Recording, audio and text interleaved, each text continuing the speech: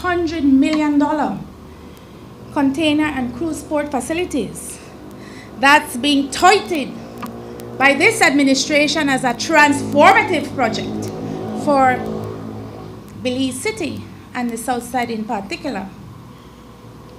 They say it will create jobs, and perhaps that is true. But job creation alone is not sufficient. How are we going to address the health care concerns that we now know will be a problem with the dredging? I say to you and quickly remind you that this is half of the national budget. It has been said by this administration that all loans for acquisition of companies and major that will take generations, my generation, my children's generation, my children's children's generation, my children's children's generation to settle. The system, as it is now configured, is not working for the people. It's witnessing a danger.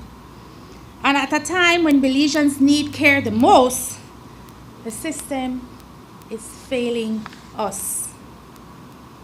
And while our healthcare system weakens, my friends, our streets are bleeding blood.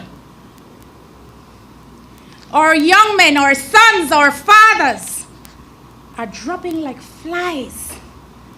There is blood on our streets. It should make us mad as hell. This is not just a crime issue.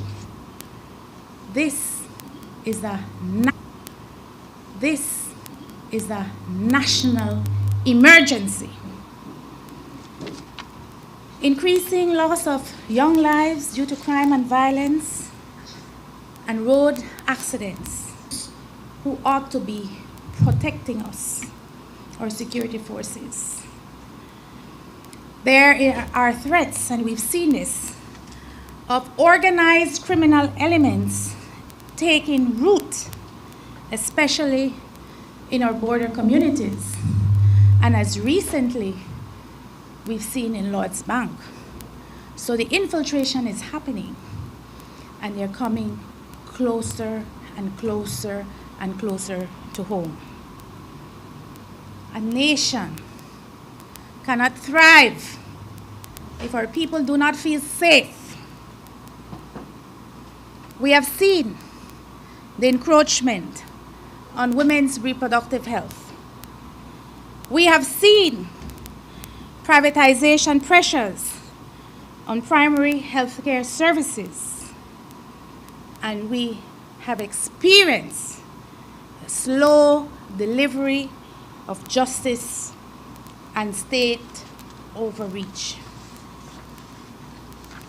There are continued unanswered questions and a lack of accountability.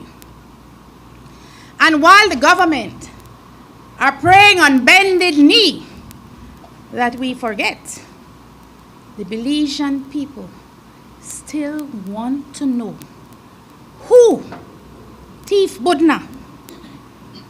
If it can happen to him, it can happen to all of us. Justice delayed, my friends, is justice denied. Rights eroded today will be freedoms we lose tomorrow. Land grab, which our senator from San Pedro will speak to, with no transparency. Telecommunications sector at risk of a monopoly. Energy insecurity threatening our very economic survival. Weak oversight and a system that is corrupt, blatantly corrupt. It has now become systemic. No consultation, no transparency, no accountability. This is not governance that we, the people, should accept. As I said before, and as I end my intervention, these are not frivolous matters. They're serious and signals a perfect storm, a national crisis. If left to fester, it will tear at the very fabric of our society and the very survival of us as a Belizean people. Belizeans, my friends, are crying for relief. You hear it every day. Yet this administration, this blue PUP, Briceño-led administration, remains out of touch, absent or impotent of any real solutions, and completely silent. They offer platitudes, but the people must demand policy, action, and relief.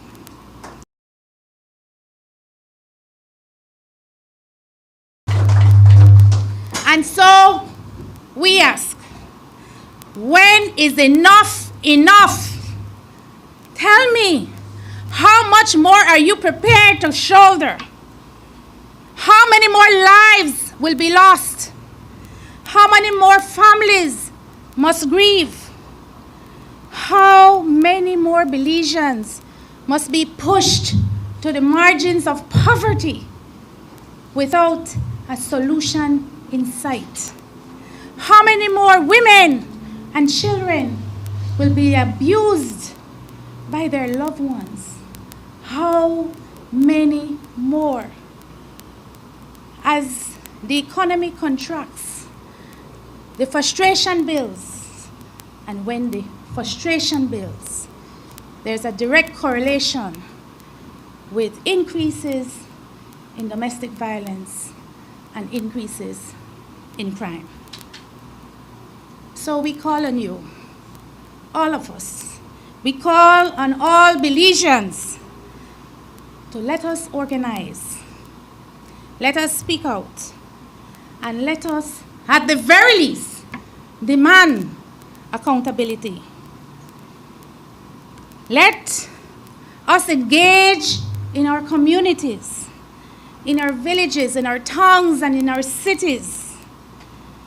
Let us continue to stand beside our civil society partners and our union partners and members of the independent media who continue to bring these incidences into our homes on a daily basis.